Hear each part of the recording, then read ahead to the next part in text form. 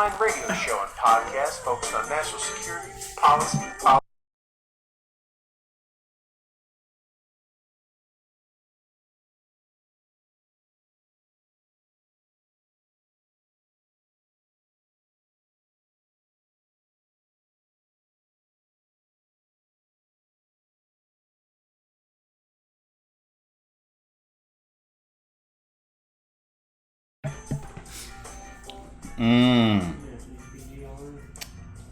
That's right. Keeping it funky. Keeping it funky. That's right. How you doing, brother? Oh, this is a two-handed moment. This is the President Trump style. Yes. That's right. All right. Hello, everyone. Welcome to another episode, a special episode of Stu and the Nunn here on this Monday night, Martin Luther King Remembrance Day, January 20th. So we're throwing it at you. See if you paid attention. If you were watching last Thursday, you knew that we were going to do it tonight. And if you've been watching our page, you found out about 20 minutes ago because we reminded you yet again. So here we are. And make sure, are we streaming? Oh, I'm like doing the social media magic wizardry. Yes, we are. With my brother from another. I just want to make sure that we are that we got our stream on here.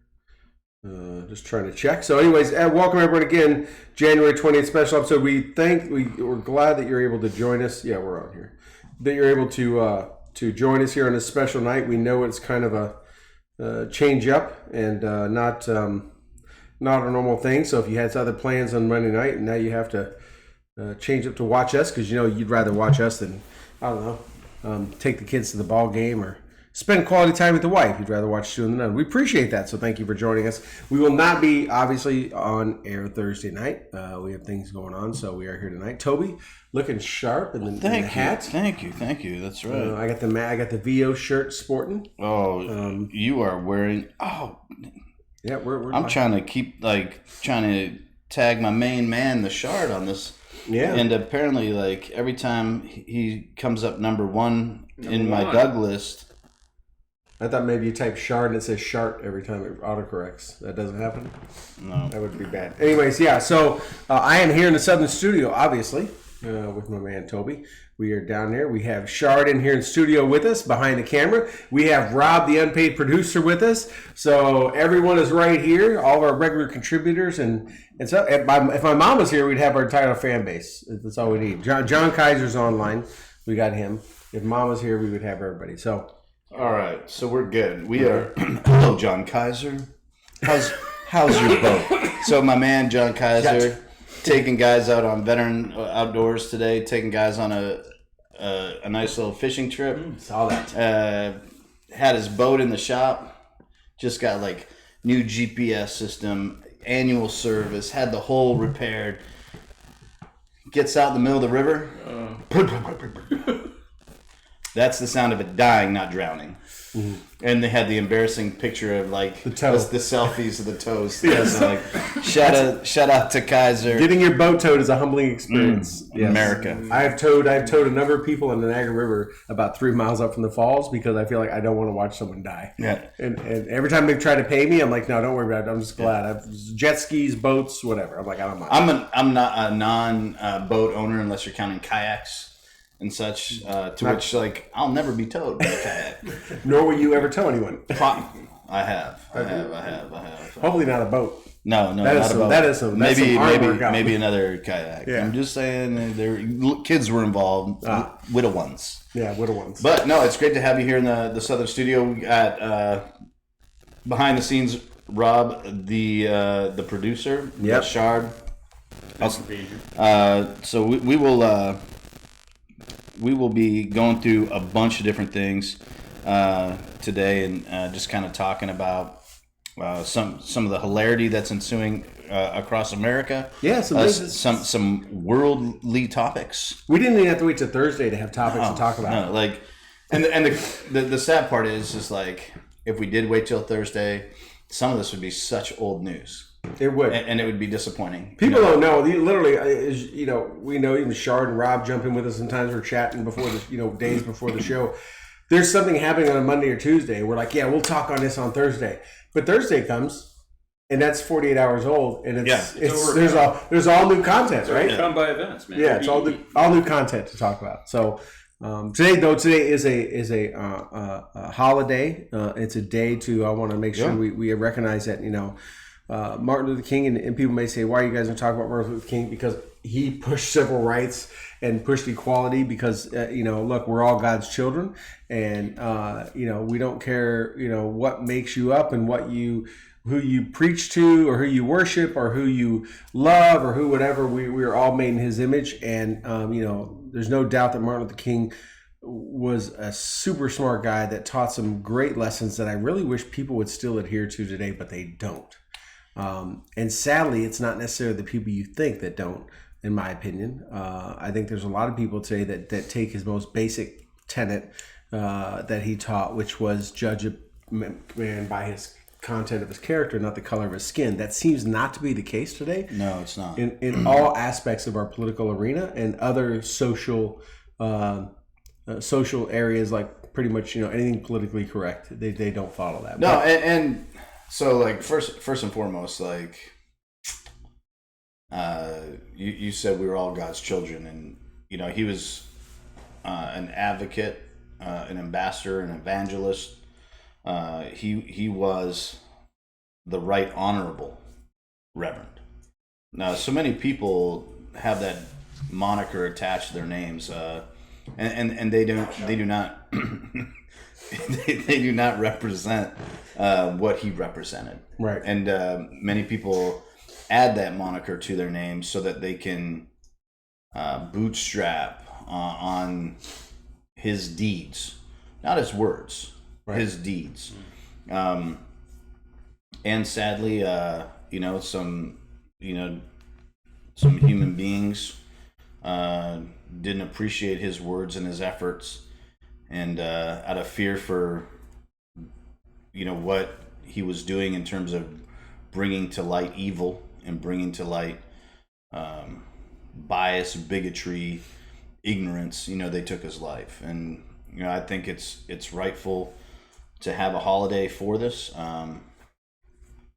I get frustrated sometimes because I see these like memes and these different things going like, I'll let my kid go to school on Veterans. I'll like people feel like because Veterans Day is not a federal holiday like Martin Luther King Day is, and I always defend it because one man did a lot more than a lot of those veterans that are going around getting their free, Applebee's. Yeah, they're getting free Applebee's. And so here's the thing. I'm not disrespecting veterans, obviously. Absolutely, yeah. But what I'm saying is, while veterans did something collectively and continue to do something collectively for this country, one man did far more collectively. And he did it for all of mankind. Like not just Americans. He did it as a beacon to the world, and that's Martin Luther King is an example of why we are the bright, shining city on the hill. He is an example of why we do not tolerate this behavior, not only in our own country, we no longer tolerate it when we find it globally. Yeah. So deserves his own holiday. And little known fact that I just learned and was super heartbroken for. It wasn't until just recently, within the past little bit, that his place of birth became a historical monument. Now, you can drive, yes. How recent? Very recent. As in within the last year? When you say year, you mean 2020? Wow. Yeah. No, and that was signed by our president. By the current president. By the current president. Not the past president. No. Not any president before it. No, the current president. And it really surprised me because I enjoy history. I enjoy driving. I get to do it a lot just due to nature of the beast. Yep. And I'm always fascinated by the historical landmarks that you pass on the side of the road here in Texas. They're numbered. You can learn a lot. There's actually a book you can buy that you can take in your vehicle with you, and then you can index, the number of the historical marker and learn why that piece of property, that piece of terrain is so valuable to history. I would think that would be one of the most treasured places in America, and it wasn't until recently. So shout out to the Commander-in-Chief for getting that done. Yeah. And you can say what you want about the guy. You can say that his rhetoric on certain subjects, leads people to or leans towards a certain ideology. That's rhetoric. That's open to interpretation. One thing that's not open to interpretation is action. And the act of doing this, the act of, is one of his very first, in fact, I think it was the very first executive order that he passed or that he signed was to protect the funding, recruitment practices of historically black colleges. Yep. And right. I want to say it was his first executive order. That sounds about right. It was right. It was one of the very early ones. And he didn't campaign on that. No, it wasn't something he just did it. And so, like, there's these little things that are actions, not words, not rhetoric. Because sometimes he says things and, I know he's probably sitting there later on going, man, I wish I had dialed that back or reeled that one in. Or he just doubles down and is like... or Melania says, man, you should have dialed that. Yeah. But one thing I can say is his actions... Speak louder than words. And so glad that that's a national treasure. I'm glad it's now part of the historical protection as it deserves to be. So that was pretty cool. I sat here earlier today and watched a wonderful march here in Georgetown, Texas. Our Southern studio is located on the square, which is the county seat of Williamson County. From this window, I can see 3 monuments. And I know the audience can't see it and it's dark right now, but there's a Confederate infantry monument at the seat of the steps to the western side of the courthouse. And right next to it, or facing that, is a statue of the Williamson County prosecutors that led the way on the KKK trials. So, like, on one hand, you have like this, it's diversity right there. Right, and it's right here.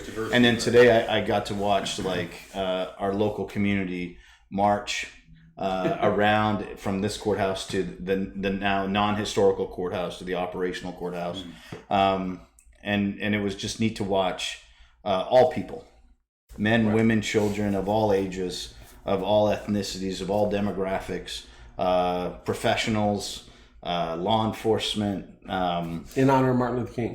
Walk together. Yeah. In honor of Martin Luther King, but also in honor of what America stands for. Mm-hmm. And, there was no counter protest. There was no, no one was trying to usurp or commandeer the messaging. No one was trying to change it and turn it into like a campaign agenda or anything like that. It was just like, and what was I really enjoyed is there was a couple grandparents that had their grandkids, and they were teaching them about what today really is and why they're not in school. And I was like, that's awesome. Yeah, it's cool. Now, like Veterans Day, the kids are in school. That's why they have Veterans Day programs at school to teach them about why we have it. And, I feel like, the kids not being in school potentially could miss out on that education because to see like their family, their loved ones, like truly teaching them what it's about. Yeah, not just let them sleep in and play Xbox. And it was really neat to sit here and watch and, almost, felt undeserving to be around that because it was so neat, I want to talk about another march and thing that happened today, but we'll get to that in a second. But I want to take it back to what you talked about Veterans Day, and I got to say I'm kind of glad that it isn't a holiday, in the fact of like a federal holiday that everyone is off. And I say that because Memorial Day is. As it should be. As it should be. Yet, I think its context is lost on a lot of people because it's just that long weekend. Yeah. And I think in our society today, it's often looked at that as just that long weekend, get a day off, and people don't realize what it's for. I also think this day being off for a lot of probably young people, they don't grasp of all races don't grasp what the impact of this day is unless their families are teaching them and telling them what it is, right? It's just hey, it's another day to sleep in. We don't have to get up early and get on a bus, right? On a long weekend. Or go do a quick trip or something. But a lot of times I've taken Veterans Day off as just, I have floater holidays or whatever, and I take if I can squeeze away from work. And I've had people say, "Man, you should get Veterans Day off." If I want it, I'll take it. But it's not for us, in my opinion. No, right? It's for the country to honor the veteran. We live that every day, just like we live Memorial Day, and Gold Star families live Memorial Day every day. That day is not for Gold Star families or for veterans, right? It's for everyone else. No, so I don't know what your thoughts are on that, but I'm really kind of glad, and that's been a shift I've had over the years. That it's not a holiday. I couldn't agree with you more. Mainly, I grew up, as everyone knows, in Canada, and the 11th of November is Remembrance Day. Right. It's not Veterans Day; it's Remembrance Day, and it's about the armistice, the 11th, 11/11. Right. So, for me, that is the Commonwealth's, the United Kingdom, and the Commonwealth's, as well as many other countries outside of the Commonwealth. That is their moment of memoriam. Right. In remembrance. That's really kind of Memorial Day. Lest we forget. Right. That's why, like our boy Matt Goss is like so passionate about doing, a program that time of year versus Memorial Day. Where the Commonwealth that weekend, Memorial Day weekend in the Commonwealth United Kingdom is actually Queen Victoria's birthday. And it's also like celebrated as a long weekend in the Commonwealth, but it doesn't have the connotation. The day that you get off should be the day, a moment of silence, a moment of remembrance, a moment of reflection, not, to cash in on, 20% off mattress sales and stuff like that. So I enjoy if I get asked every year to speak at different schools. I get asked to speak at different events, corporate, whatever, educational, whatever. I enjoy that opportunity to tell the story of how our system works and how regular boys and girls across the land are able to participate in the greatest country as part of our all-volunteer force. And I'd like to acknowledge that everyone is volunteer and that, it's deserving that they get a high five and, it's appreciated that people respect their service. But they signed up. They signed up. We all raised our hand. And they're getting tremendous benefit. Yeah. And let's continue to inspire other people to serve. And it's a lot easier to inspire other people to serve through life of service and life than trying to get people to recruit using death. I got to say though, big shout out since I just flew in. I don't tap into a lot of those veteran discount deals and all that stuff. But one thing I do love is my folks at Delta Airlines always ask for active and retired military to board first before even first class. And when you have packed flights every time and you got a suitcase, that is one I take care of. When they say the babies and the strollers are still sitting there, the old ladies and stoner walkers are retired and active and can board first. I'm like, yeah, that's me. I'll go ahead and take that. Get settled in my seat, way in the back. I'm fine with that. But yeah, so big shout out to them. Yeah, I guess that's a case by case. You don't have that happen, Delta? No, I know. I'm just saying, the decision to do that. Oh, yeah. A lot of times I get offered that opportunity and I don't take it because I feel people would look at me. And I'm very, as everyone knows, even though I'm on camera all the time, everyone knows, I'm the most socially awkward dude. I let them look at the back of me as I get to take. Everyone knows, I have no problem with looking at the back of me as I get to take my bag on the plane and not gate check it. Oh my God! That's right. You know you're not going to get checked. Yes. Right. All right. But anyways, I want to talk about. You talked about the parade and to happen today and the diverse crowd. I'd also. So there's another lobby today. Oh. That I'd like to talk about with a diverse crowd. Yeah.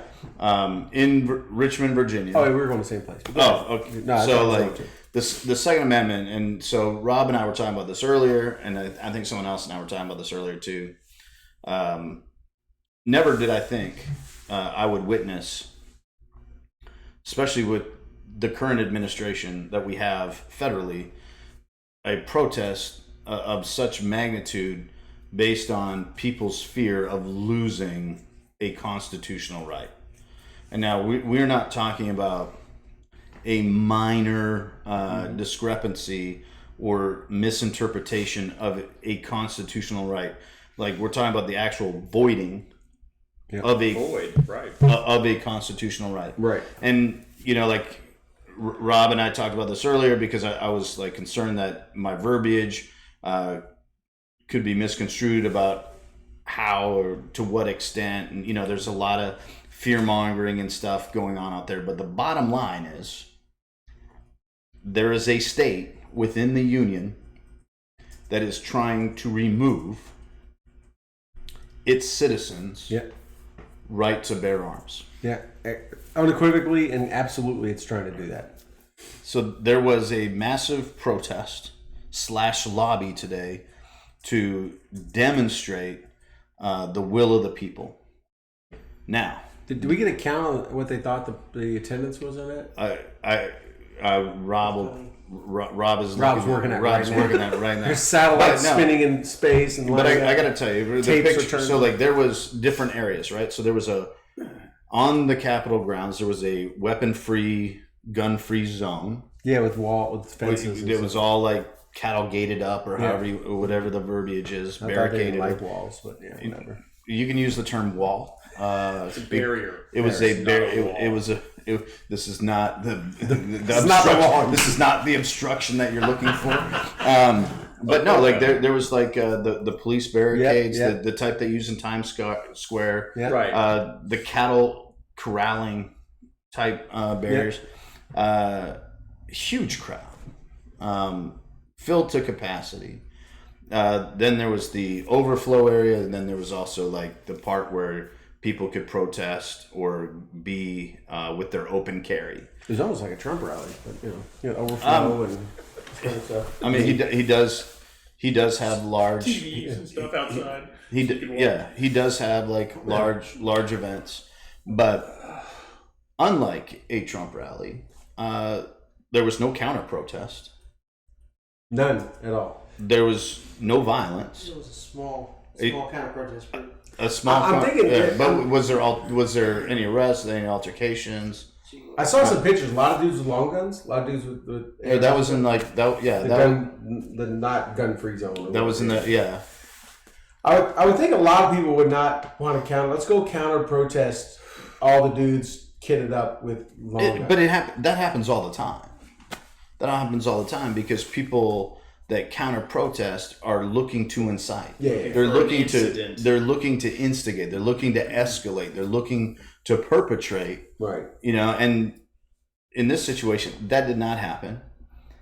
And fun fact, there was a march over the weekend that created a little bit of drama. Not like it created that time. In Richmond or in many state capitals. Oh yeah, I heard about some little. Right, like so. You a couple years ago were on a family outing, and you got to witness part of the women's march.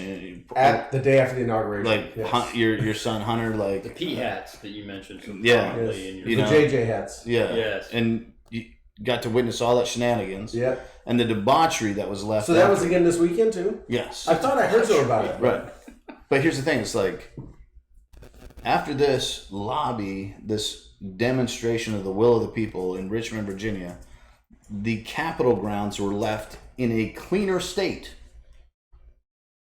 Yeah, that was in DC when No, like they actually, not only did they protest peacefully, they were able to. They took the trash out when they left. It's hilarious. They did a police call. They did a police They call. went around. They straight up cleaned up. Not to sound sexist, and they removed stickers from previous things. Like they beautified the area. They left it better than they found it, which is a wonderful demonstration and a testimony to the majority of people that own guns are conservationists. Are people that respect the law, are responsible, and take pride in their community. Or it's a lot of husbands that have been told 20 million times to take the trash out and pick the crap up.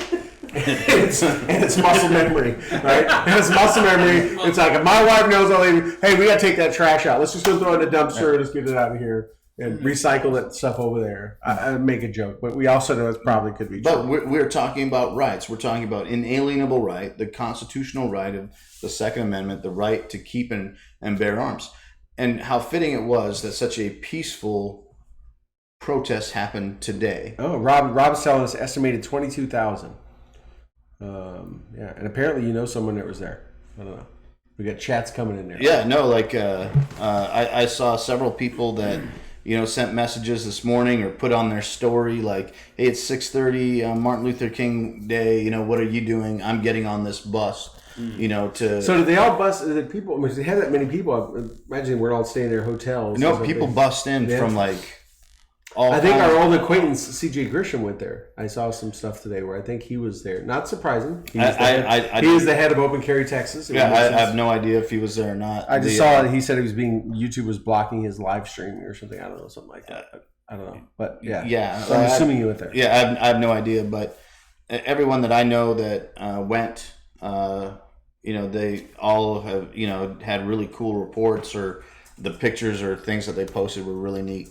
And I was traveling. I want to talk about the lot diversity of it that's too. awesome. Yeah, let's because there was like this whole thing, like the governor called in a state of emergency. There was all this like there's this one YouTube video of Capitol police officers traveling over 100 miles to a guy's house because he had visited there, a couple days prior, and they were like, the way he was knocking on the pillars, and it was like funny because they were like, "Why are you knocking on the pillars?" And he's like, "Well, because I'm a carpenter, and if you don't know this, the Capitol building of Virginia, the pillars are actually made out of wood."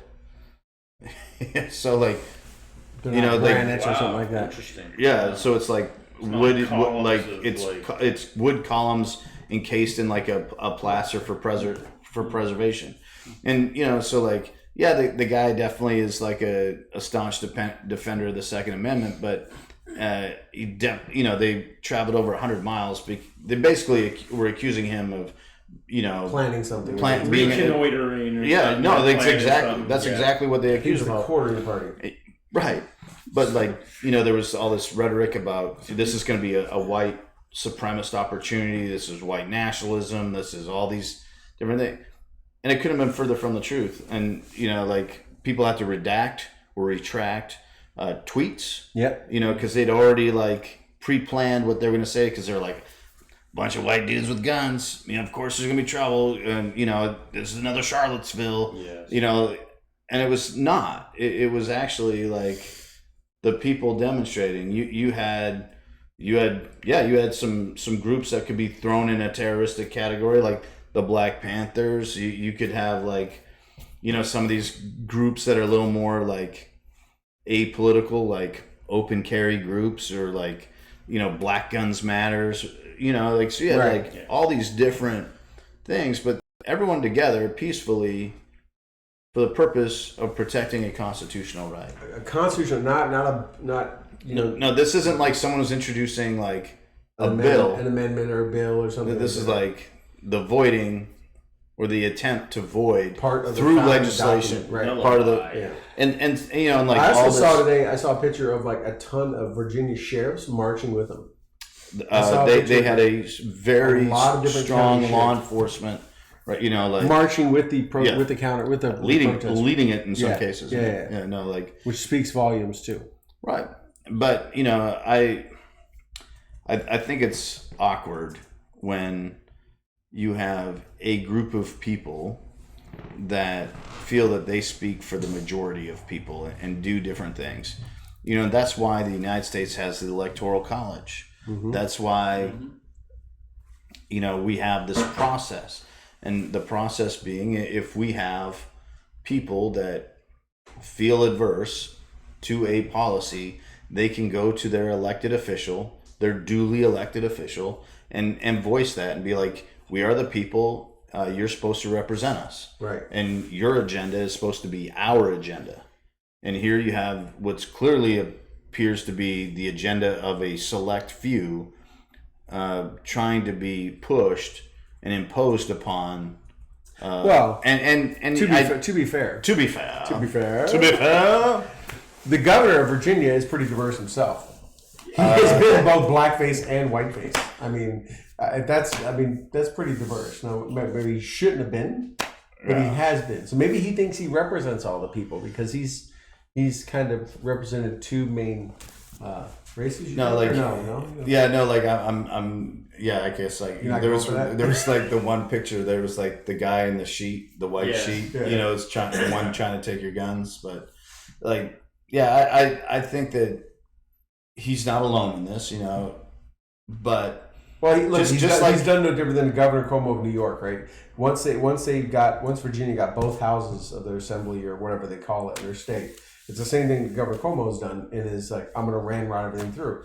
The bail reform law in New York is a classic example. Yeah. That is now. Remember me talking to you about that back in the summertime, and before anyone knew about it. That bail thing is crazy. And now it's got national news because of the amount of things happening. Because it's gone through. And I talked about it on the show back in the fall and said this is coming. This was passed in April, and everyone ignored it. This is that. I mean that no bail for like this is what minor infractions like second-degree murder, arson, rape.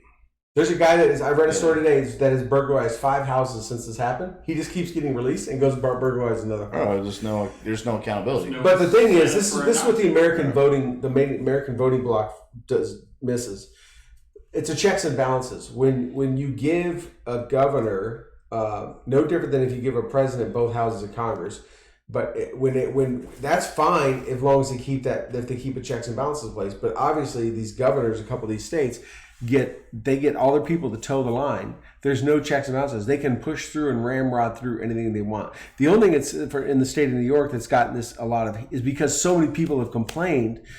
Democrat voting voters have like, this is insane. How did you guys let this happen? That it's made some of the assembly members start to speak up and say, okay, we've got to change this, right?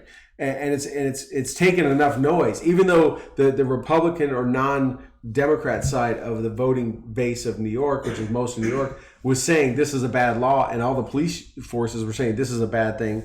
It took their own people to start to say something to break the will of, hey, we're toting the party line because this one guy said. If that isn't a monarchy, I don't know what is. And they're when the voters when they put one party in charge of everything, that's exactly what they're going to get. No, Rob just put it up in one of the Facebook chats.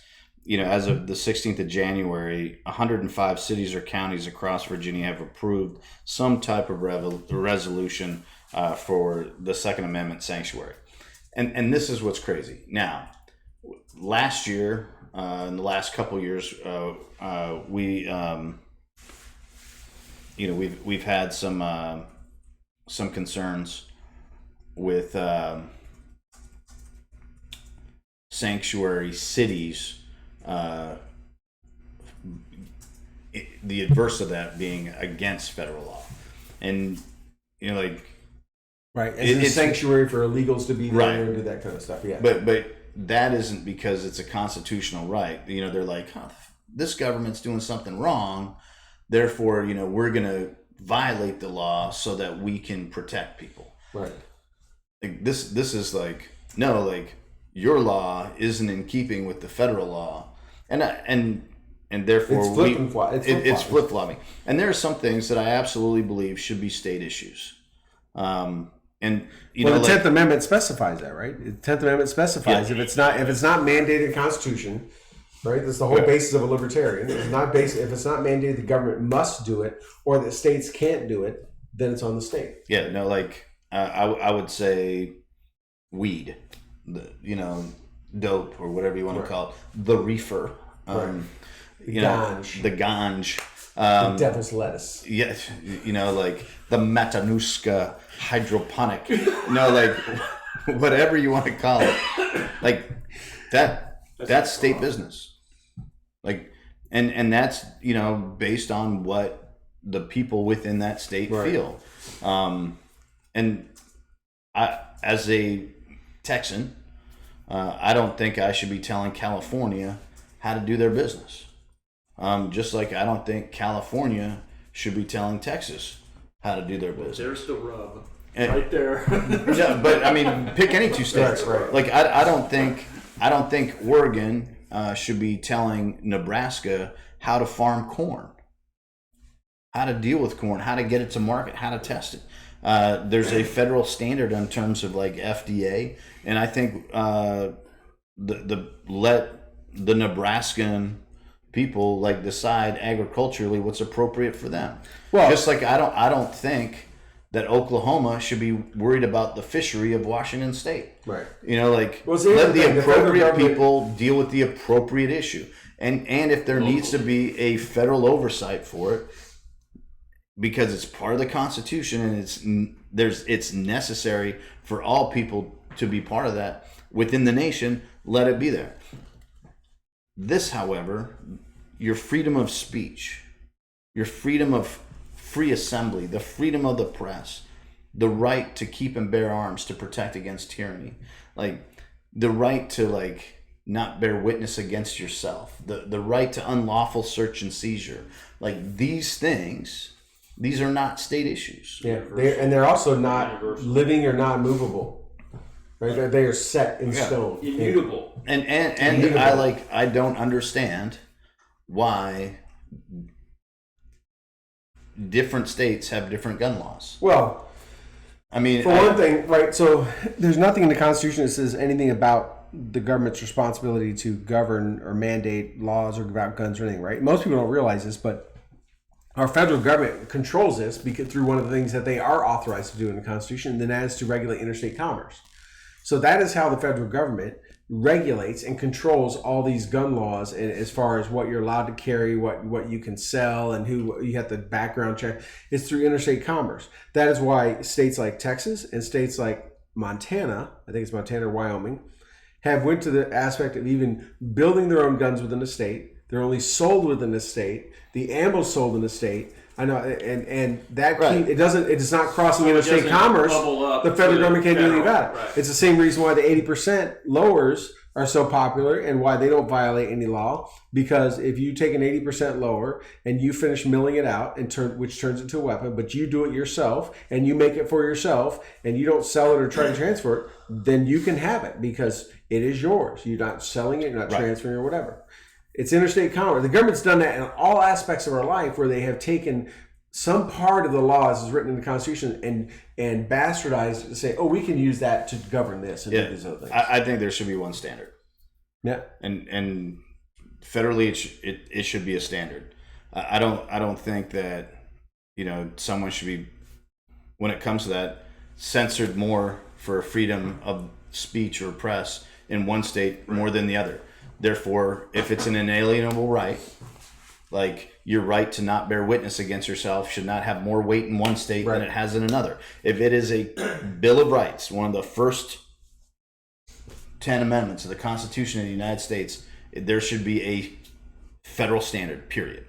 And whatever that is, that is. And the people of America can agree to that. Go ahead. The Bill of Rights is more about what the government is not supposed to do, more as what it is allowed to do. Right. It is. These are the things that you're not allowed to infringe on and impose. Which our founding fathers did to make sure that we didn't have another monarchy. Absolutely. Yeah. Right. Absolutely. And today, I think the people demonstrated, like, you know, we won't stand for it. Yeah, but this is definitely an infringement, and I don't think a state should have the ability to infringe in any way upon those. On something that's specified at a federal level as a founding document. Like I don't think, and you know, like, which is why we need national reciprocity, and Mitch McConnell needs to get off his butt because it's already passed the House and he has yet to present it to the Senate. We control, the GOP controls the Senate. The president says he will sign it, and they can make a concealed carry permit just like a driver's license. You can use it. It establishes a baseline standard for states that don't have a baseline standard. They have to come up to it, but the most important thing is everyone else has to honor it. And if you can carry in one state, you can carry anywhere, just like you can drive And anywhere. you'll still get arrested in New York City. And you'll still get arrested at like LaGuardia. Or is it JFK? Which one's notorious for getting arrested at? Dude, you go to New York City without a New York City pistol permit, you're getting arrested. Yeah, but people are like, there was a whole thing about a guy getting like arrested for a magazine and like serving time for a magazine because it was a 15 round like buddies of mine that are New York versus, cops that like, fly into that have to fly into the city to do something, to testify or do something, and they find they're met at the gate at the by like 3 or 4 PD officers to verify. They're law enforcement officers. You go there with a New York permit and you get arrested. Yeah. But that's what I'm saying. I don't think the press should have different privilege in different states. I think it should be a federal standard. We don't censor the press. We don't infringe upon these things. And like producer Rob said, you know, these shall not be imposed or infringed upon. So good on everyone that went there today. Yeah, it's just one day. It's one day thing, right? Just today. Yeah, and good on you for, you know, like dispelling the myths of who's involved in the firearm industry, who the supporters of the firearm industry are. And when I say the industry, I mean the fact that we have these. Like this was not a paid lobby. This was citizens going out saying, investing their time. I am the money, consumer of Right. this. I am the person that requires this for my protection. I am the person that enjoys conservation. And thank you for leading the way in terms of like cleaning up after yourself. Like I know that sounds so cheesy to bring up, but I think that's such a wonderful But you can point. see picture after picture after protest and marches where the place is trash. Because you didn't reinforce stereotypes. Yeah. Right. But it's also like let's demonstrate through actions. Actions speak louder than words. You want to say you respect the land? Don't litter. Freaking do it, right? Yeah, Respect it. you know, that's like one of the reasons why, like, I think the greatest motto Texas has ever had is don't mess with Texas. And people are like, oh, well, that's just because y'all think you're badasses and you have like your own militia. Well, we don't have our own militia. We have the same reserve component that every other state has. Don't mess with Texas is an anti-littering campaign. Yeah, that's right. That is about respecting the land. Yeah, from the 80s. Don't mess with Texas is not about like being a tough guy and like, you know, bravado. It's about like Don't litter. Don't litter. Don't throw crap out the car. Respect your land. Respect where you came from. And that's like, people always ask me. I got asked this very morning. They're like, you know, why did you settle in Texas versus anywhere else in the United States? And I'm like, well, because Texas reminds me the most of Canada out of anywhere I've ever been in the United States. And it's not because of geography, because It's not the weather, it's not the geography, because neither one of those things is because Canadians are proud to be Canadian. They're absolutely proud to be Canadian. They respect the land, they clean up after themselves, they look out for their neighbors. And, you know, like when you're in HEB, every now and then you'll come across someone that's just ornery. You do the old bumper cart thing. But for the most part, you know, even in the grocery store, even here on the street, people smile at their neighbor, they wave. They might not know them as well as, you know, you did, a generation back. But for the most part, like, this is a... You know when people come to Texas and tell me after when they've been here, like, they pull over on the shoulder of the road like, I'm like, yeah, that's common. That's why people are just amazed that still happens. It's been happening for forever that I know, right? That like, yeah, I'm on the road and they just went off on the shoulder and slowed down and let me go past and came back. They're like, no one ever does that. I'm like, oh, they do it in Texas. I mean, well, not just, you know, not to impede your travel, but I mean, first responders. I was somewhere recently where, you know, an ambulance was trying to fight its way through traffic and people made zero effort to assist. And that was just like, in the back of my mind, you know, I was like, man, I hope that person's okay. Right. Well, as you know, I was just in New York City the weekend before New Year's, right? That last weekend of the year.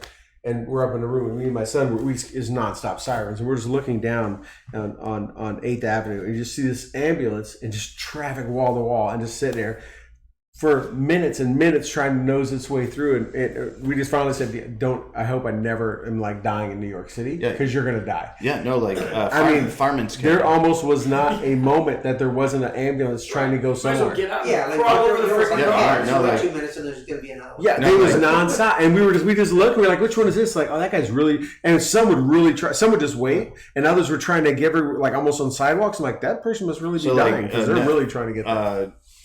Never go to New York City without a battle buddy. Yeah. Never go to New York City without someone that can support your body weight, or carry a Skedco. And, and everywhere you go, you're like, all right, I'm going to strap you in and I'm going to Skedco you to wherever you got to go because that's what's up. Yeah. And for those of you who don't know, Skedco's an impromptu draggable litter. Yeah. That's it. But, all right. So let's talk about, we got some other stuff happening. Let's go. There's something going in D.C. right up the road from Richmond. Yeah, right. Just tomorrow. Starts tomorrow. It is historic as far as, only the third time it's happened in our country's history where an impeachment has been decided on in the House. And by virtue of many folks that are constitutional scholars and experts continue to say that, from both sides, I've heard is the fastest, the weakest, the charges don't, it seems very, very partisan.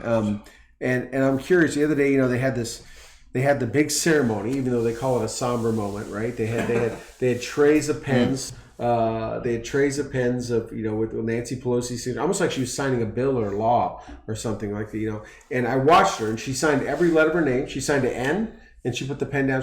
She signed to A, and she did every one, and then handed them out. And then they had this big marching procession through, almost like it was a parade. And I wonder if the Democratic House and the Democratic side of Congress really think that's going to help their case. Because to me, what it told me was, wow, they are really lost touch that people really don't like Washington. Because if that didn't come across as the most partisan, celebratory thing, if it's, when you say it's a somber moment and you give out trinkets and gifts, it just really comes across as if I was watching it completely unbiased outside, it really would not look right. Like, why would you be doing that?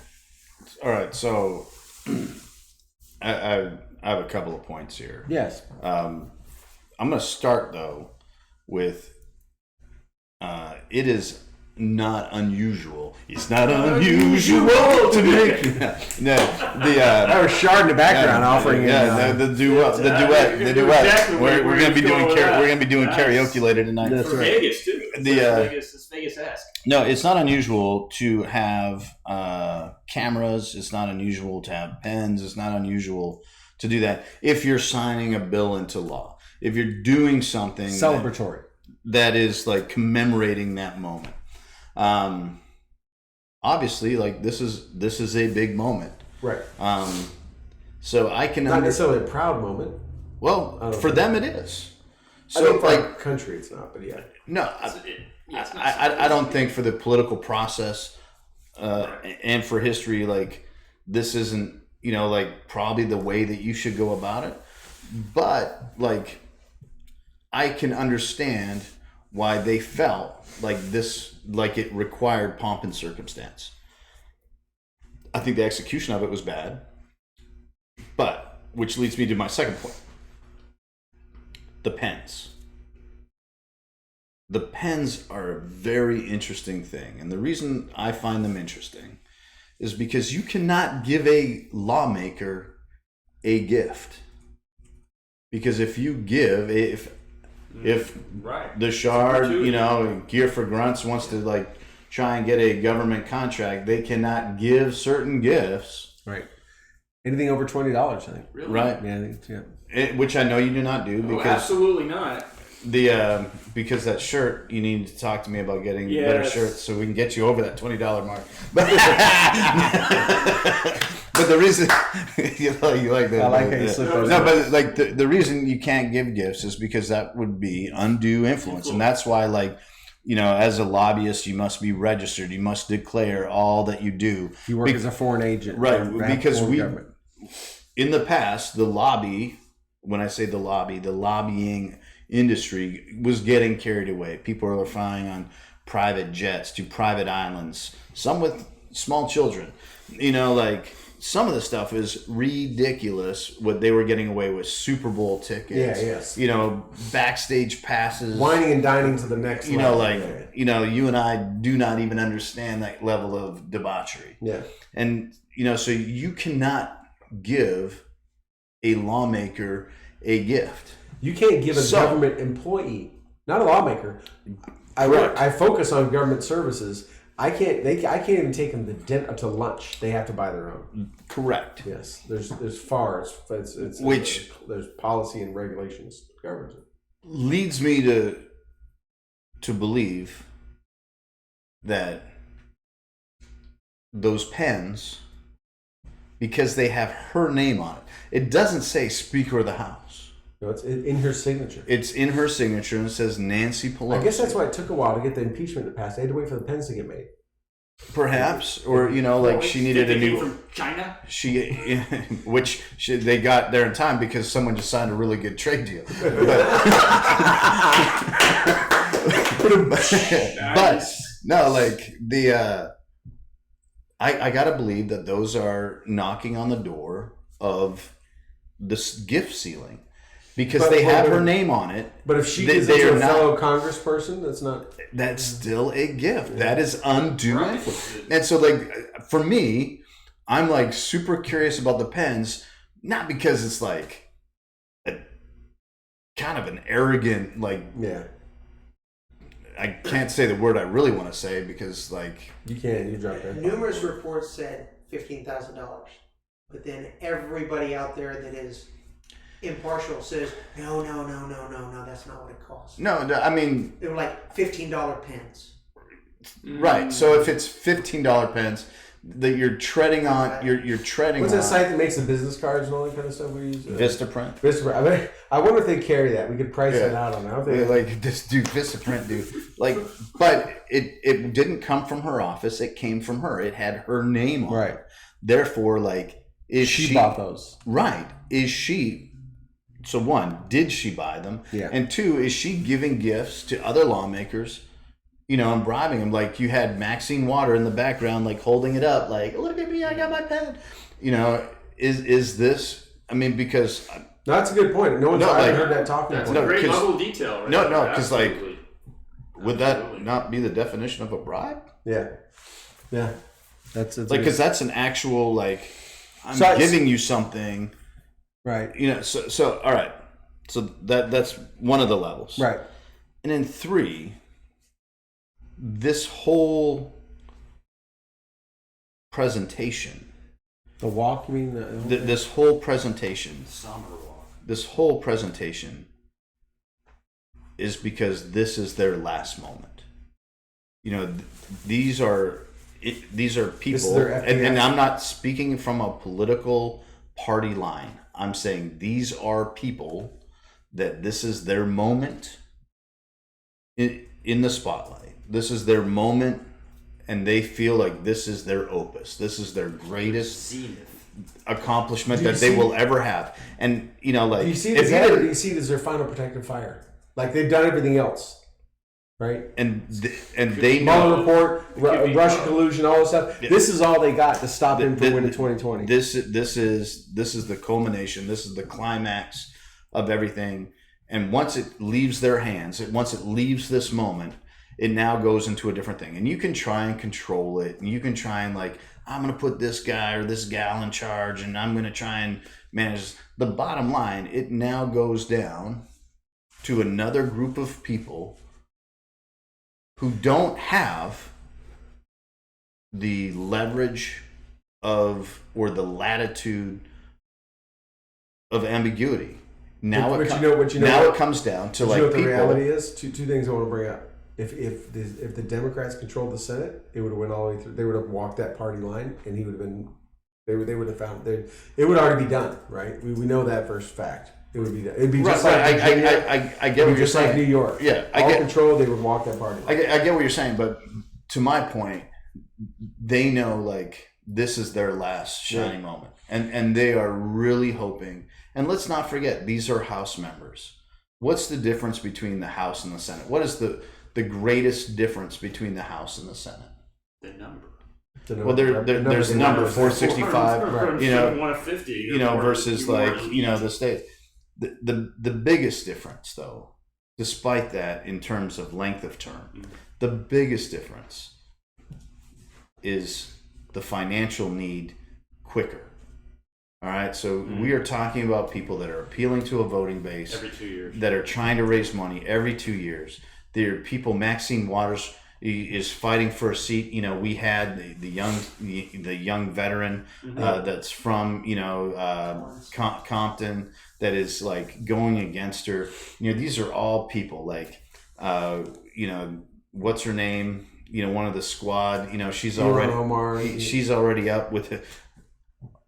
Which I AOC's got someone running against her. They've all got people. All these people are trying to raise money and they're trying to get their name because the powers of incumbency, number one is name recognition, number two is fundraising. All right, so the 7 powers of incumbency, they are trying to drum their names. Let's be honest. I have no idea who Nadler was until this shenanigan started. He's not my guy. He is not from around here. I don't pay attention to like the voting record of somebody that's from some obscure district in some BS area. You know, like, yeah. You know, Schiff, I could care less who Schiff is because he's not my guy or gal. You know, that's who I care about. But, you know, to his voting base, this is a big moment. Like, here's a guy like how Adam Schiff, who blatantly lied to Congress. Yes. Blatantly under oath lied to Congress, is able like to have a platform to get up. Well, you know, like and to I be think in that that was one of her position. biggest mistakes is making him the head of the House managers because he was so jaded and he had so much. He had all. Yeah. I mean, we have all the factual lying he's done. She would have been. I think she'd been much. She made a lot of mistakes, but I think she'd been much better off picking someone else with the law background that was not someone as. There's no logic. Because once you get the nickname, But this is not about logic. This is not about legality. Exactly. Right. It's never been about legality. It's never been about logic. This is an emotional thing. It's a grandstanding thing. And it's a financial thing. This is about people that have done nothing, have a pattern of not doing anything. They are the poster children of what Donald Trump ran for in 2016. The And antithesis, this is exactly what he is trying to get rid of. And they know that this is their moment to get them one more opportunity. Everyone sees the writing on the wall. There is a very strong possibility that 2020 is a re-election for Donald Trump. They have not presented a candidate yet that people have like rallied behind. No. They have infighting. They're on national television, like You got calling each Bloomberg other. dropping millions to try to jump in at the last second. He can't even get the stage, and he's still out there. Yeah, you got people, you know, the front runners calling each other liars. You got another one of the front runners like that really is at the heart of this whole impeachment thing. You know, like, and he's not sure what this day it this is. is this is not an impeachment process. This is a financial opportunity to get some career politicians one more term. Well, there's no And if they can hang on for one more term, and Donald Trump for whatever reason does not win re-election, because the power of incumbency is with him. You know, like they might be able to get another term, maybe. Several of these Democratic candidates are senators and should be recused. Yes, That's a whole different point. You're You're absolutely right. You're talking about like undue influence, or you're talking about like Conflict of interest. conflict. But if you're saying that, you know, the current president asking another sitting president about a corruption investigation about influence, then you're making the exact same argument about Elizabeth Warren and Senator Sanders and what's her name? Amy Klobuchar. You know, like potentially voting against or participating in the process Who could be against opposition. their political opponent. That's who they're up against, right? So, like, exactly. all of that. They should this- be completely removed from it. This has never been about logic. It's never been about reason, and it's absolutely not been about legality. It's a political process. Because That's yes, exactly right. It's all politics. and now it leaves the realm of politics and goes into the realm of legality, and that's where it's like, you know, are we going to argue about calling witnesses? Of course, you know, like they're going to argue about calling witnesses. Regular courtrooms do that. Look at who the witnesses are. They've named themselves as witnesses to prolong their opportunity to raise money for their own personal reelections. These politicians don't care about their party.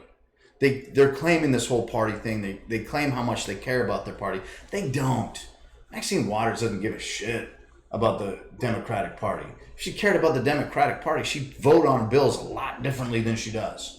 If she, like Adam Schiff cared about like the Democratic Party, he would vote on bills a lot different than he does. What he cares about is being reelected. What she cares about is being reelected. What Nancy Pelosi cares about is that next bottle of Chablis that she's going to get at some dinner while she's not attending a vote that she should be hosting. Or ignoring. Oh, can I take you back? Can I take you? So it's like this. Just to quickly surmise, like let's not get too like fired up and start putting mattresses against the windows because we think someone's trying to take out our president. No one's taking out the president. What's happening is some people are trying to get reelected, and they're doing a piss poor job of hiding it. And like now, it's about no matter what the vote comes up. Now it's like, oh, here we go. It's exposed because legality is legal. You cannot hide from the law. This is the United States of America. You will not hide from it. So unless you're Jeffrey Epstein's killer. Yeah, that's true. Sorry, I had to. I want to just remind everybody of one thing. And I think it'll probably be in a month or two, but just remember that on January 20th we talked about it. Back when the last election happened, there was a big hubbub over whether Nancy Pelosi was going to be the House Speaker. Right? There was a big drive for the first time, and since she's been a Speaker, of not to give it to her. There were people trying to run against her to take the House, and there was these young House members that were all against it. And remember, she had to court and bring all these folks in to try to win them over and all that stuff. Her guarantee to them was she was only going to do 6 months as the House Speaker and turn it over. So that's coming up. So I'm going to be interested to see if she sticks by that at 6 months and gives up the gavel and walks away. No, she cannot because now she's responsible for this. Too important, Troy. She's made herself a single point of failure. That's right. And that's what I'm saying. Like She's locked herself in. Yeah, and everybody, and this is no different than Putin changing the law in Russia right now to protect the prime minister's rights because he's about to leave the presidency and become the prime minister again. Yep. Like back and forth. It's like let me make sure I pass this law to change the power. So like when I'm in that seat, I have the power. This is no different than that. And this whole shenanigans, everyone's like, and I feel bad because President Trump is absolutely right. They're not coming for him. They're coming for the people that support what he stands for, not him. Because he's going to be gone. Whether 2020 or 2024, his time will be over. It's not about him. They say it is. They say it's about the people that support him. It's about the people that want to protect, like the income to their families. It's about the people that want to protect their right to freedom of speech. Because man, we have seen a degradation and an infringement upon the freedom of speech in the past 3-4 years that is unparalleled. And it's because you can't say anything because the social justice warriors come against you, and you can't even. And they have power. And they have a platform. It's like, but this whole thing, this emotional thing, we have Congress people, we have members of Congress on national television saying that the plan to impeach Donald Trump started when he got the nomination. Yeah. Like, now, did they have a reason? No, they were just like, if we lose, screw that dude. I'm gonna impeach the MFer. Yeah, if we lose, screw that dude. And they've been looking for any opportunity. They thought they had something. They banked on it. It just keeps moving to the next thing. But like when you move goalposts, like it doesn't matter. You could be a car salesman. When someone moves the goalpost on how many cars you got to sell one car this month. And then you sell 2, and they're like, well, it should have been 4. If you were really good at your job, it should have been 4. And you should have sold one to a family that couldn't afford it. So we can repossess it and sell it again. So you go and do that, and you're like, apparently you didn't understand what we really meant was 10. Like, you can't just keep moving the goalposts. You can't keep, and now you can get, in this day and age, you can get on Twitter, you can get on, and what Adam Schiff did, in the opening, hearings was he got on, he read a bullshit transcript that he didn't have to substantiate. He read it in as the record. As record. So now people, that's the ice machine making ice for the cocktails we're about to drink after this. But, that's and then said he was joking. That's grandstanding. And then said he was joking, like you would do if you said something to somebody like, dude, I was just kidding, man. I didn't mean that. It's like, but no matter what, he created the opportunity for a soundbite that can be used over and over, knowing that the majority of people aren't going to research. The majority of people on the news are not going to report accurately. Well, it's just like this whole impeachment thing, right? They know that it's not going to pass the Senate, but now they have their soundbite for the campaign advertisements to say he was impeached. They're going to say that over and over. He's impeached right? forever. That's their only talking point. Yeah, no, like that would because they can't talk. They can't talk against that they can do better in the economy than him. They can't talk better in jobs. They can't talk better in all these facets that he's improved. All they are going to be able to say is that they're going to show the clip of the hammering and he was impeached, and that's going to be the 30-second commercial. The gentlewoman is not recognized. Right. Yeah, you are not recognized. The gentlewoman is not recognized. All that stuff. It goes all out the window. And that's what the American people are sick of. They've been sick of that since before President Obama was elected. That's the reason why he got elected. Because there was hope and change. Because they wanted someone from outside the swamp. They wanted someone from outside the Beltway. He didn't produce anything. He saw that he was just like him. He was just a community organizer. So then they went, well, this Bernie guy's moving, and Trump is moving, and the DNC fixed that one. He fell off. Trump got in. We've talked about this a number of times on the show. This has been going on for a long time. And the Democrats don't get it. They do not see it. It's clear as crystal. That's what the American people are sick of. What they're doing right now is what they're sick of. Well, and to that, there's a lot of American people that are sick of how the Republican Party does things at times too. And there were times where the Republican Party drummed some things through. I'm going to bring up the Patriot Act.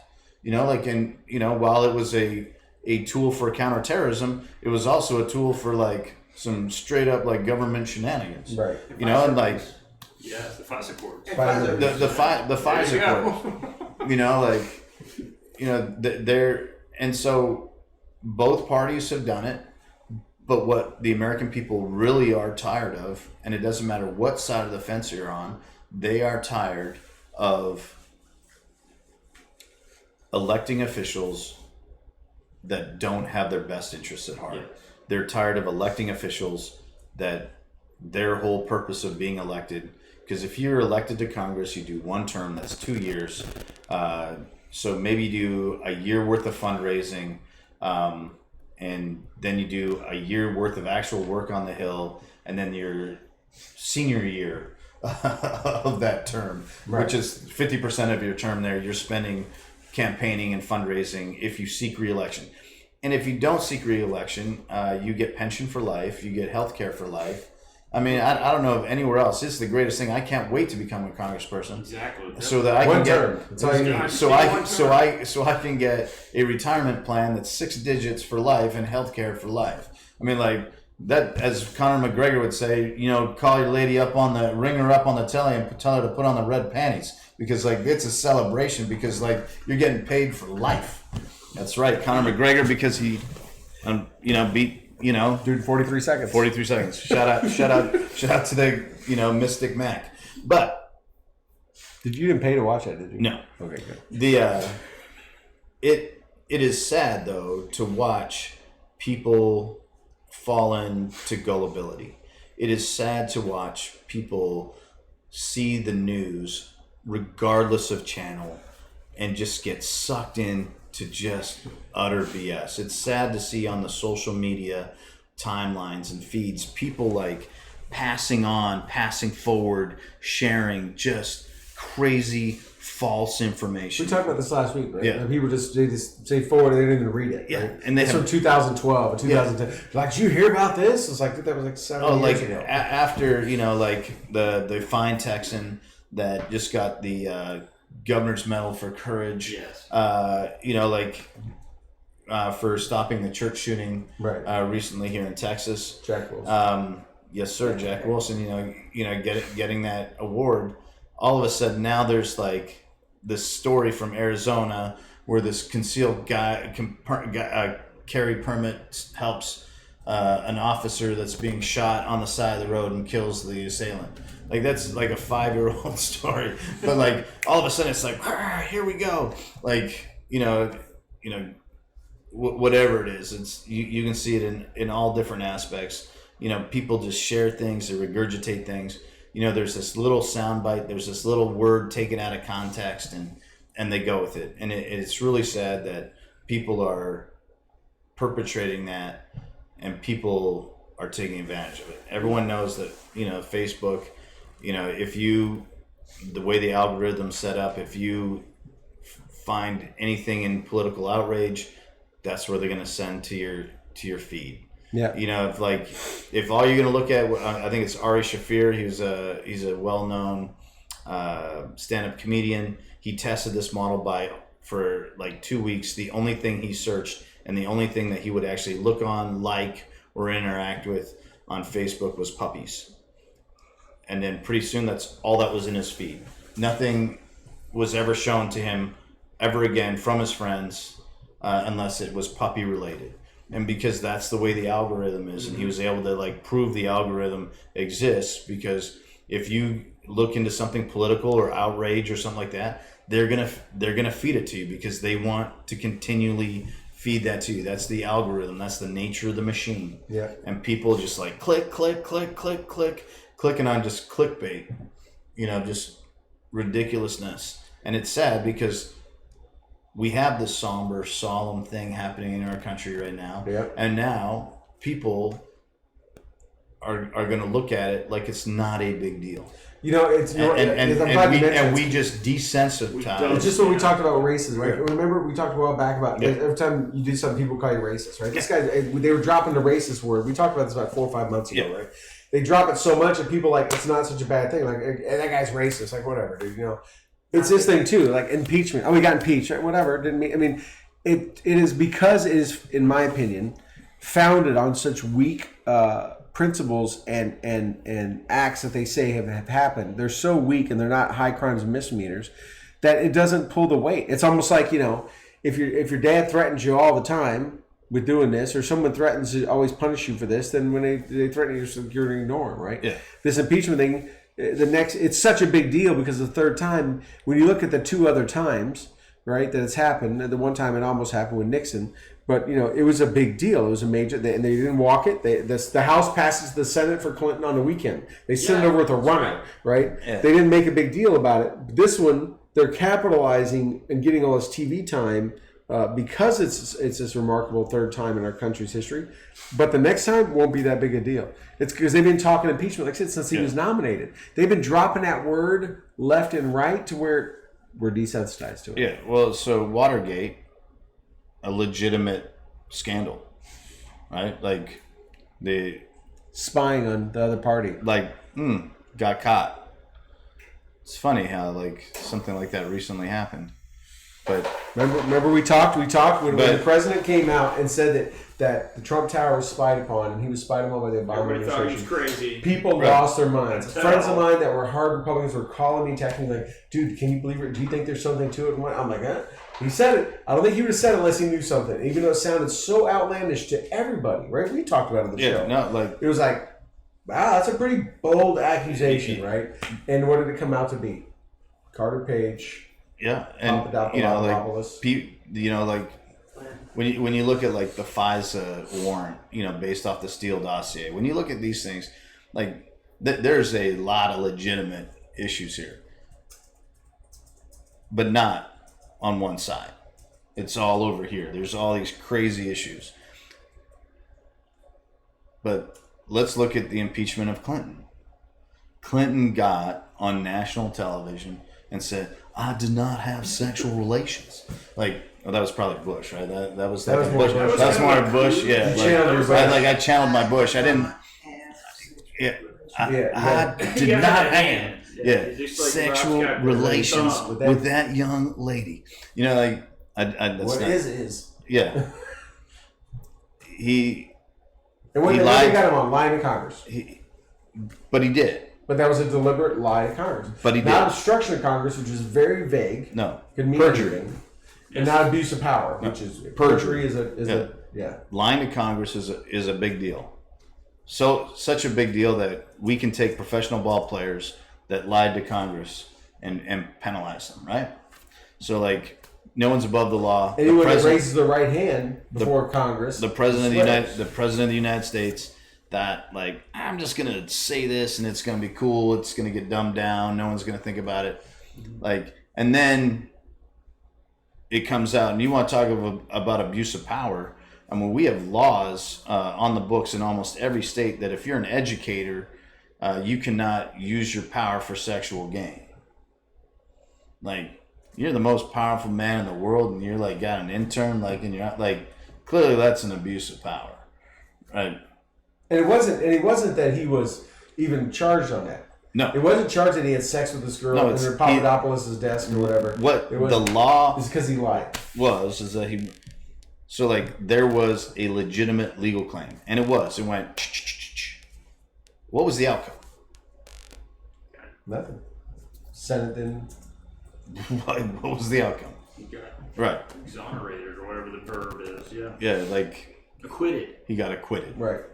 3 witnesses. The Democrat-controlled Senate said no, you can do anything.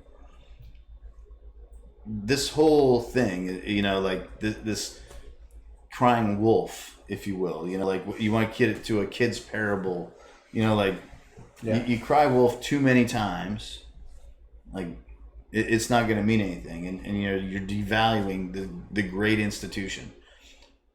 But everyone feels like this is so much, you know, above them.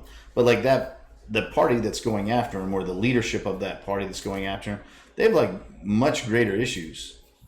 I say that, like I said earlier, the people that are doing this, they're doing it for themselves. They're doing it for their own, because they don't care about their party, and their party doesn't care about them. Just like you got one of the most famous, like, or currently famous, you know, Democrats in Congress, AOC, you know, who's like, I'm not even going to pay party dues. Right. Like, yeah. Like, hey, thanks for getting me elected, but like, I don't want you, I'm getting a lot of money because I'm good looking, young, and popular, and I say things like I'm the drunk girl at the party, and by the way, I'm not going to let you get my money. She was the one after she was an elect, before she was actually sworn in. She was asking like GoFundMe to pay for her expensive apartment in DC because she didn't have the money to get her apartment to move down to DC after she was elected. Yeah, no, like, you know, that party is fracturing from the inside. It is. You know, like it's infighting. The woke you know, stuff consumes itself. And so it's like, let's worry about leading. Let's get back to governing. Let's get back to representing our constituents. That's why we need term limits. And no, like we do need term limits. 3 terms. That's like that's what I say. 3 terms. You know, and back to where you came from. Do your thing. You can't say that, man. You can't say go back to where you came from, man. You racist bastard. Go back to your county. Go back to your district. Go back to your about state. Those people, Troy. Like you said, one party is not. Let me guess. Like you're from a shithole constituency, right? Well, let me just say, I'm not going to say I'm from shithole constituency. Let me just say, Chris Collins was our congressman, and before him, Christopher Lee was our congressman. Both guys that I knew. Chris Collins and I, our kids were Boy Scouts together, right? It's not the right has its problems too, right? Just like Menendez is a piece of crap. Just like you know, and all. You know. Obviously, you know, like I'm just making fun, right? Oh, like yeah, I'm just like you know, enjoying comedy because he was not in my district, but Robert Francis is from the great state, the Republic. Yeah. He didn't represent the people. He's going to be in the Biden administration, though. So but he didn't represent. Neither did Kamala Harris. Neither did Cory Booker. He didn't represent his people. You know, like, man, like, which brings me to one last thing because we've been going for a minute. Yeah, we gotta get the party of, you know, like inclusion, the party of allegedness, of diversity. You know, all the people that, you know, made fun of like the 2016 political run on the Republican side. let's go ahead and look at like what's left. Old white guy. Gay white guy. White guy. And two girls. Oh, rich old white guy. No, gay white guy that was is a veteran. Minority female veteran. Yes. Right, she's still in it. Oh, Tulsi. Yeah, she's still Tulsi. in it. Yeah. Yeah. You got a couple. You got diversity. No, But your leads. Let's look at your top. yeah, no, like take Pete and Tulsi, put them in this category over here. But for the most part, like they are putting forward exactly what they say don't put forward. Yeah.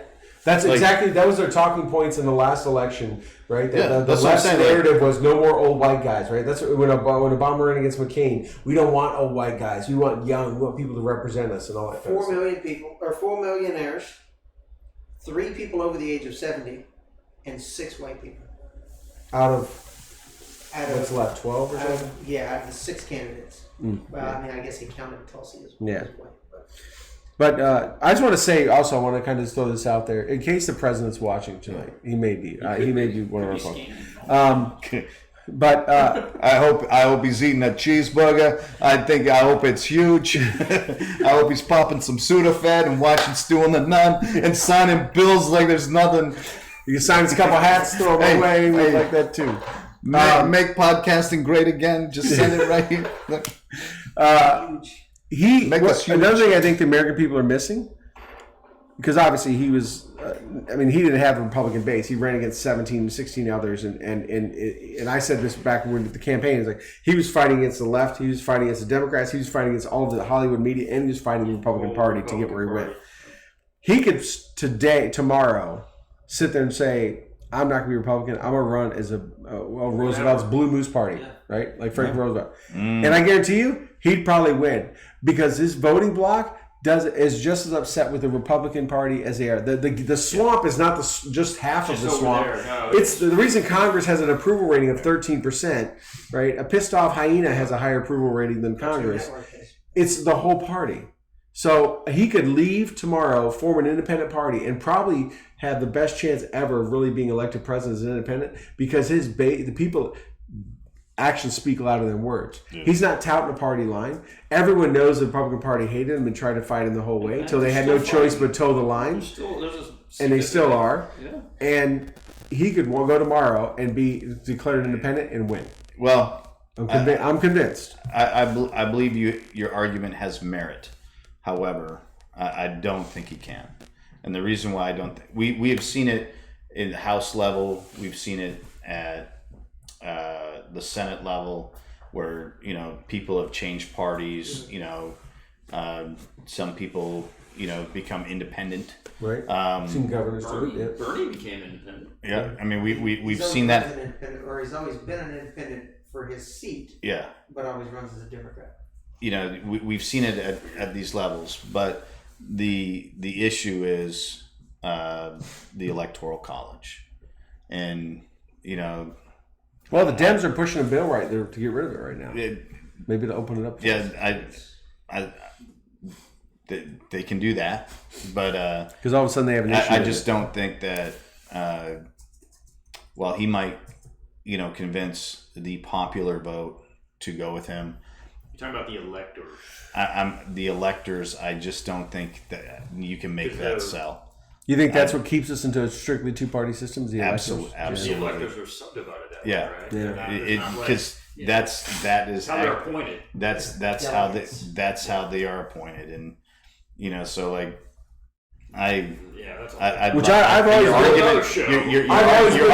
your argument has merit, but what I just don't think that even with the success of his first term, and we have to call it success, because absolutely. It doesn't matter what side of the fence you're on. Like the economy's booming, the stocks are trading at record highs, like unparalleled record highs, unemployment's at record lows across the board. Yeah. The trade deal, the North American, USMCA, the China deal. You're looking at China. You're looking at that. You're looking at being able to bring people, to the table in terms of North Korea. Yeah. Last week people were talking about we're on the brink of World War III, and Selective service website couldn't even stay up. And crazy. he handled that just so boldly, and dispelled everyone's all. It didn't matter what rhetoric. It didn't matter, of course, because the one thing it demonstrated is how little our leaders, when I say our elected leaders, I mean the people that represent us directly, how little they know about foreign relations and international. I mean, people I don't know who the Soleimani is, most dangerous guy on earth. You probably should know who he is. And if you don't know that and you're leading and most people don't know that because the 6 o'clock news wasn't telling them about it. Right. No, if you're on one of those cabinet, you're in one of those briefings, you should probably take notes. You should probably make sure that your legislative staffers going, yeah, that Soleimani dude's, that's a feather in the American cap. Which many of them said, even the left said it was a great thing, but right. And you got Elizabeth Warren on the View, saying yeah, he's a terrorist, but I just don't think, and this whole war powers and no matter what, you can't call his presidency anything less than a success. The minority rights that have been pushed forward, the minority successes that have been pushed forward, protections for LGBTQ community, right? No matter, even though they say everything, he's out to get them, but he's done more for them. The evidence is just not so it's there's just no. I just, even with that success, I just don't think that even he can defeat the 2-party process, and the reason I don't think he can do it is because of the electoral. I think our argument has merit, though, and I think he could win it. But I've always been a proponent too. Yeah. I've been before. He would have done a better job than Ross Perot. Yeah, he would take more people from the Republican Party, and he would take people from the Democratic Party. Yeah, because people, no matter what, are tired of being marginalized. People are tired of being minimalized. People are tired of being told that they're not part of this country. They're, they are not important. The flyover states, Well, that's why I've always been. I've talked on the show a number of times. There's a couple things I'm really against. One is daylight savings time. The other one is electoral college. I've been before it became popular with the left. Because I think candidates should have to go out there and earn every flipping vote like they do for any other office that's elected in this country, right? That way they don't focus on New Hampshire, Iowa, this and that, and they skip, right? No one comes to New York because they know New York's going to go Democrat. No one comes to Alabama because they know or North Carolina or whatever, it's just go Republican or whatever. They need to, look, if you want to be the president, you have to go out there like congressmen and senators and governors do and shake hands and kiss babies, not just in 5 or 6, 7 key battleground states, but across the country. You have to earn every single vote. I don't think you can get rid of and I hope they don't get rid of the Electoral College, but I wouldn't have an issue with if you want to run for president that you need to meet with people in every state. Because I don't have a problem. Because, like I say, it makes people feel marginalized. All people care about is Iowa, New Hampshire, right? Florida, Nevada. These couple, Michigan, and people in Kansas, people in Idaho, people in Hawaii, people in Alaska, right? Or it's what about? That's why people don't vote. That's why we have such poor votership. No, right? You should have to go do that. But we've been getting after it for an hour and a half, and there's some amazing bourbon that we're going to get into, and we forgot to pour it beforehand, so we could be. Typically, we're drinking during, but unfortunately, we'll have a little sip after. You just changed it up one time. Yeah, we got to change it up. I want to thank Rob, our quasi paid producer, that gets wonderful T-shirts. And good food, and good food, and some. Are you bribing him? And some great. He's not a government official. Hey, he's not a government official, and if I can get a Sharpie, I'll sign our names on a pen. We can give it. Yeah, no, like totally. And Shard, so Gear for Grunts. Yep. Shard's on his way out to SHOT Show. SHOT Show. Yeah, we were gonna cover which that. let's dive into SHOT Show for 5 minutes real fast. Okay, we can do because Gear for Grunts is going to be out there. Yes. What Gear for Grunts is? You got the Rapid Access Magazine pod, and it's like a great item that as a former tactical shooter, I enjoy because like it really is rapid. You can get in and get out real fast. You're not like trying to pull between different magazines. You don't have to like tape fancy 550 cord things on there. And there's no bungee cord. It's all good. So Gear for Grunts is going out to SHOT Show. All right, SHOT Show Wednesday. The biggest gun shooting show. So let's actually talk what SHOT Show is. SHOT, SHOT, stands for Shooting, Hunting, and Outdoor Television. All right. Television. So isn't that crazy? Yeah, that's true. It should be like tactical. But it's not. And the reason I bring that up is because I've gone to SHOT Show many times because I was involved in hunting and outdoor television. Yeah. So how's it? Yeah. What SHOT Show used to. That's right. Word to his mom, because I don't give mine any shout outs. But it used to be this wonderful industry opportunity to get the marketplace leaders in shooting, hunting, and outdoor television together. And it was this wonderful moment in time.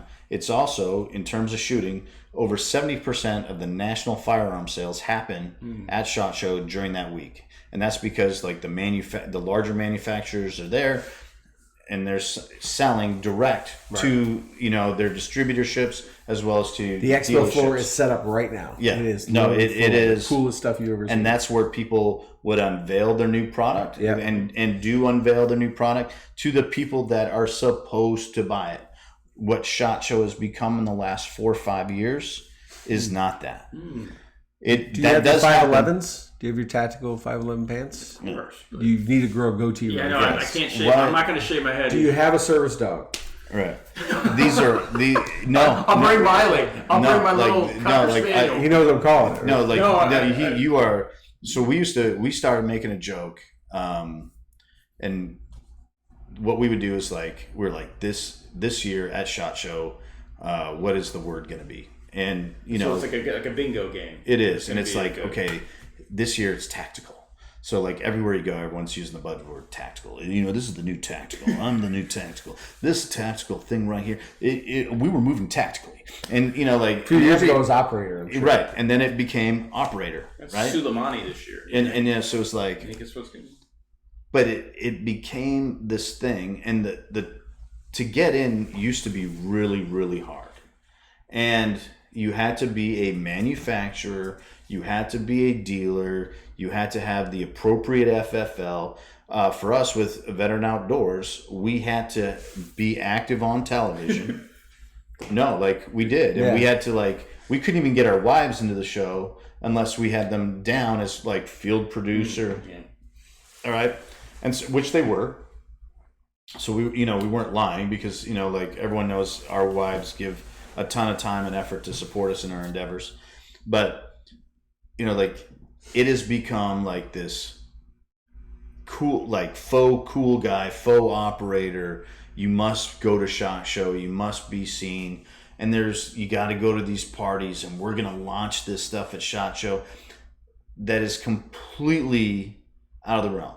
And it became fake operators, and it's just the. Does anyone have a website People of SHOT Show? People of Walmart. Yeah, no, there is, there is People of SHOT Show because and then it's okay, well, I'm more veteran than you, so I'm a veteran. I'm more tactical. More so the only way to be more tactical is to be more operator, and the only way to be more operator is to be more wounded, or in need. So you got these guys walking around, and I'll never forget it.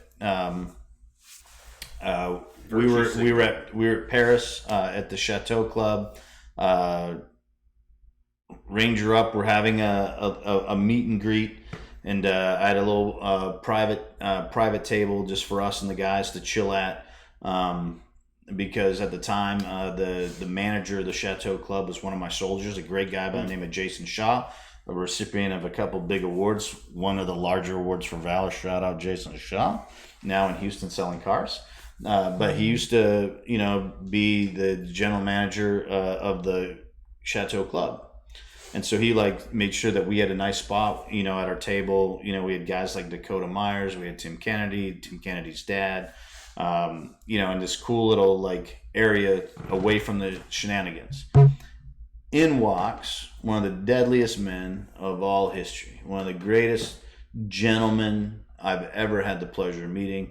His name's Sergeant Major retired Kyle Lamb, the guy that built Viking Tactics, one of the most awesomest guys. Delta Force, was in Mogadishu, was in Iraq, just an amazing guy. Did the world a lot of service, not just our country, but the world a lot of service. No one knew who he was. And he leaned up against the wall and, just quiet, and took it all in, and we went and grabbed him up and said, I'd met him actually in Iraq, and, we stayed in contact. Great guy. His company has supported me on a redeployment to Iraq with his slings that he built. And he came to the table and was just that should have been the moment that everyone stopped and realized that a real hero was in the room. Walked in, yeah. But no, everyone's I'm a fake operator. Check out my hair gel. I'm basically a Navy SEAL. All the freaking bullshit that goes with that. And then people walk in with their service dogs. I'm like, dude, if your life is so bad that you need a dog to help you, don't take the dog to the club and don't go to the freaking club. But no, I'm more operator and more veteran than you because I got this. And that's what really turned the tide on me on a lot of this stuff, because stolen valor, embellishment, all that crap. That's what SHOT Show's become. It's become this party debauchery where, it's just a bunch of wannabe Dan Blazarians trying to be cool. While some real men, that's right, real men, go and conduct some business. That's where some units I sat there, working out a deal with one of our optic companies that's a wonderful supporter. Shout out to Smith Optics. While purely hypothetically, say someone from a special air service, an actual decision maker of that was trying to get, optics squared away for their force. And you're oh, so there's some real thing. And they were apologizing that they were oh, we didn't mean to interrupt what you guys are doing. I'm no, we can wait. You're some fine gentlemen, and you're here for a real reason. Yeah, there's business to be done. Yeah, this, you're not interrupting. I apologize. This is your opportunity to have everybody in the same room for the right reasons. And it in terms of outdoor television, we were able, to deal with our sponsors. We were able to deal with, the advertisement. We were able to deal with meeting personalities that would help us better our product. I got to meet Jim Shockey, got to meet, and talk with him. Little known fact, my dad played water polo against Jim Shockey. We were able to talk about that. And, his lovely wife, Louisa, and, his daughter and his son were there. His son's probably one of the best outdoor cinematographers, bar none, period. Braylon's just an amazing talent. And so that was the purpose of the show. Now it's just this bullshit debauchery. We're going there to party. Shout out to Daniel Eric with Grunt Style. Texted me. There? He's hey man, you going to SHOT Show? Poor guy, broke his leg, ankle real bad. Learning how to jump out of a plane. Learning how to and he's going out there because is he going out there with his leg? Yeah, no, because the industry demands that if you're in the industry in any capacity, even if you're a t-shirt company, that you got to do something at SHOT Show. You got to conduct some kind of party or biz, and hospitality suite. Yeah, and it's on the charitable side, it's getting out of hand because it's just getting out of hand. And I feel bad. Everyone's like, man, are you going to SHOT Show? It's like, not if I can help it. You know, there's guys. You guys know, because this is just a one-day thing. It's for mom and pops, pop-up preview, one day. I think we're in and out in 26 hours. Like, landing. Well played. Yeah. We started, literally, we're flying in tomorrow evening. The next day, Wednesday morning, we start to set up at 6:30. We're setting our stuff up. We're done at 5:30, and we're going to the airport. It's like a freaking... Well played. It's like a freaking C-130 coming in. You and the boy are going, right? Me and the boy. Now, take turns. No party. Yeah. We don't want to leave. Do swag run. We don't want to leave the hotel. We just want to get our stuff done and full pitch. So, it is so big, right? SHOT Show is so big. How big is it? It's this big. No, SHOT Show is so big that if you started from the very second it opened to the very second it closes, you could only spend 7 seconds per booth. 2,541 exhibits. Yeah. You could only spend 7 seconds per booth for you to be able to see every single booth during the operating hours. That's not counting touring through stuff. I remember checking stuff the step thing. I got my first step thing, whatever you call it, the Fitbit or whatever. Yeah.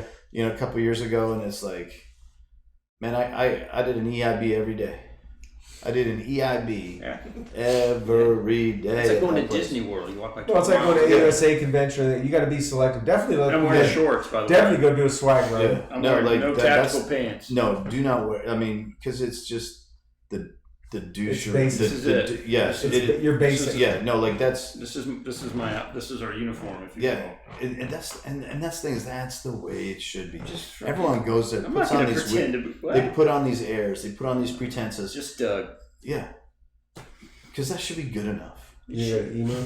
You have your own you have your own company. The guy's name has to be Doug in that commercial. I know. But you know what I mean. You have your own company. You've created a product for the betterment. You've created a product for the betterment of the force. You're passionate about it, and that should be. It should give you good visibility there. Yeah, we'll see what happens. We'll see. But definitely take turns. Yeah, hey, go.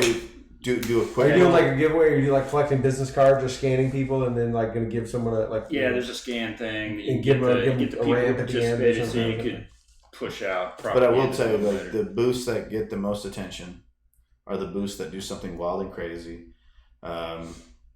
Gerber, Tim always does something. Have Tim there, yeah. He's either breaching a door or knife fighting some random person that draws a crowd. But what really draws a crowd... I guess we're going to be a snoozer at our what really draws a crowd is people wheel in kegs and they just give free beer away. Go grab the Statue of Liberty first. Or the lowest common or bourbon tastings or anything. And that will draw the biggest crowd. Get some grunt girls doing some... I'm sure on the strip you can probably bring them in. You can... The booth bunny's already hired. Yeah, if you haven't hired your booth bunny 2 years ago, you're not gonna have booth bunny. You'll see them all there. But what's the part that offends me the most, and there's more. I'm getting close to because I'm looking at someone very specific right now. The people that are there that are veterans signing autographs, you're a fucking douche. All right. You're talking to someone specifically. No, I mean all of them. All of them is you're signing autographs because you're a veteran? That's the problem. Don't be famous because you're a veteran. Be famous because you're inspirational. You did something. Right? You did something. Don't hold an autograph signing session where you sit in a chair and people come up to you to thank you for your service and you sign something for them. Dude, that is douchery. Now, if you become famous for being a veteran, something you did as a veteran, something that you're doing as a veteran, awesome, man. Awesome. Rocco. You write a book, you're in the movies, you're doing whatever. Yeah. Running for Congress. Jocko. Yeah. Jocko. Tim. Beating the living shit out of people. Right.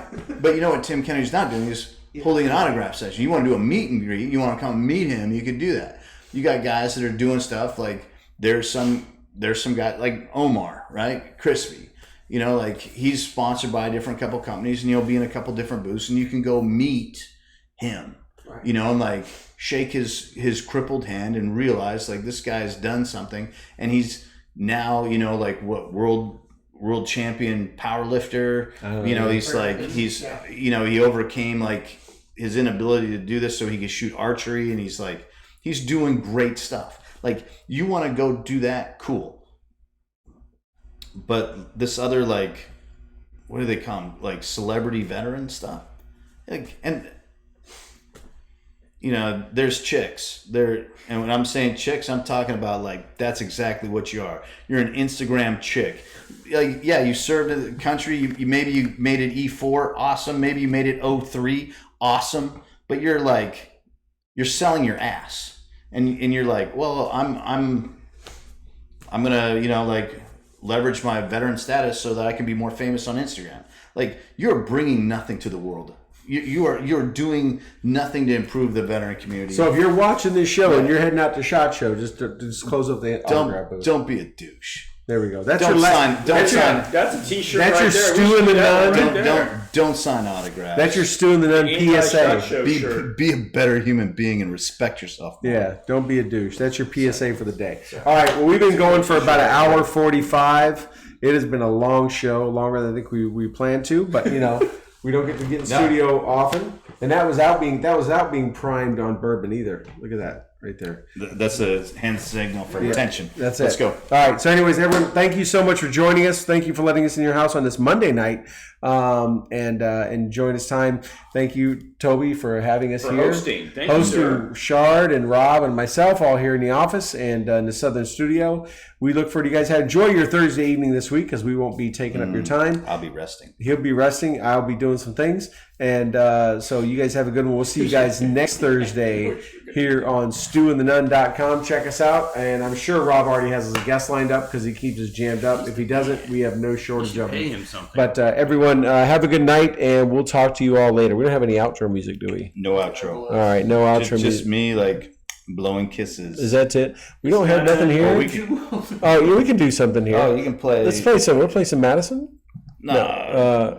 America. There we go. Here we go. It's our outro music.